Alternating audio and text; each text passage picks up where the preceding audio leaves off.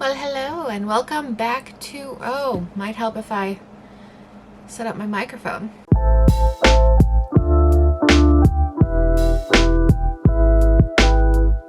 All right, let's try this again with better audio. I'm Sam, welcome back to my channel, and today we're going over my July reading wrap-up. Now, it was a slower month. I only read 3 books in July, but I read some 3 enjoyable books, and I'm very happy with my reading selections. So, the first book that I did read and finish in July was Shiver by Junji Ito. I know we've talked about him before, and we've talked about, I think I've shown you this book before, but this is a short story collection of various horrors and thrills and chills.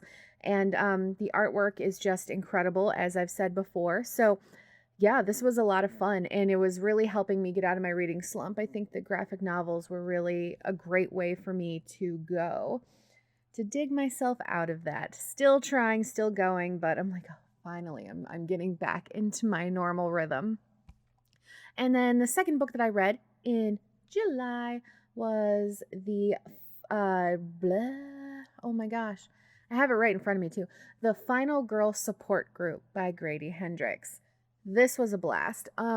So I've talked about Grady Hendrix before. This is the second book of his that I've read, and I do have a few more up in my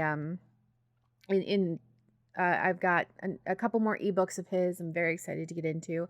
And this is about a group of women who are final girls. You know, as any horror fan knows, that you have a final girl at the end of the movie, especially slasher ones that tend to be where they are in the world. And I definitely picked up, Michael Myers vibes, Freddy Krueger, Leatherface, Texas Chainsaw Massacre. There's definitely some Hannibal vibes, which was one of my absolute favorite shows. I love all those books, and I love the movies. But there was more vibes from the show, I feel, because of the imagery. There was a character that was put up on antlers and was hanging there. Now, there's an issue with one of the final girls that the other women don't think she's a real final girl. And there are reasons for that. I won't get into it and spoil it for you. You have to go read the book for yourself. But it was a blast. There was, because I'm so familiar with this genre and these types of characters, I could kind of see some of the writing on the wall, kind of knew who was doing what, but there was one twist I wasn't sure of. I was kind of like, oh, it would be interesting if this happened, and then it did, and I was like, oh, hey, cool. So it doesn't ruin my enjoyment of it just because I can kind of predict what's happening. But Grady Hendrix, I feel, is, a lot of people find him as more like a comedic horror writer, but he does horror so well. Like, he writes scary scenes very well, and that makes me really happy. A lot of people turn to Stephen King for horror, which I adore him and I definitely agree with, but Grady Hendrix, I think, just has a more maybe succinct, straightforward way, whereas Stephen King tends to be more wordy. So it just sort of depends on on what you like more. Way too much detail and tangents, or maybe a little more straightforward. I do enjoy both, but Grady Hendrix has sort of been in my wheelhouse lately. The last book that I read in July was another graphic novel, and that was Volume 1 of Saga by Brian K. Vaughan. And I put out the word on the Instagrams that, hey, I've been reading some graphic novels lately, and I'm really, pulling myself out of a reading slump.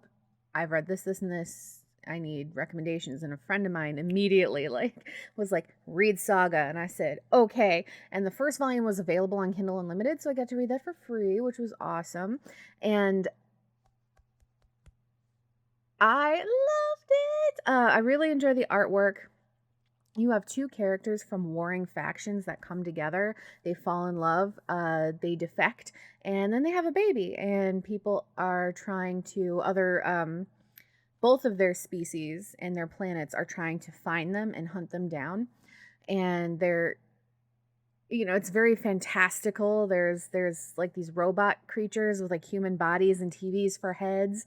They call them the horns and the wings. The Moonies and the Moonies and I can't remember what the other one is, but some of the creature concepts are so cool. Like the one they call the Stalk. Oh my gosh, that creature, she was scary and gorgeous and weird, and I really enjoyed it, and I look very much forward to continuing with this series. So that is what I read for July. Sorry this was so short, but also probably pretty merciful for you that it was so short. And I will talk to you all next week.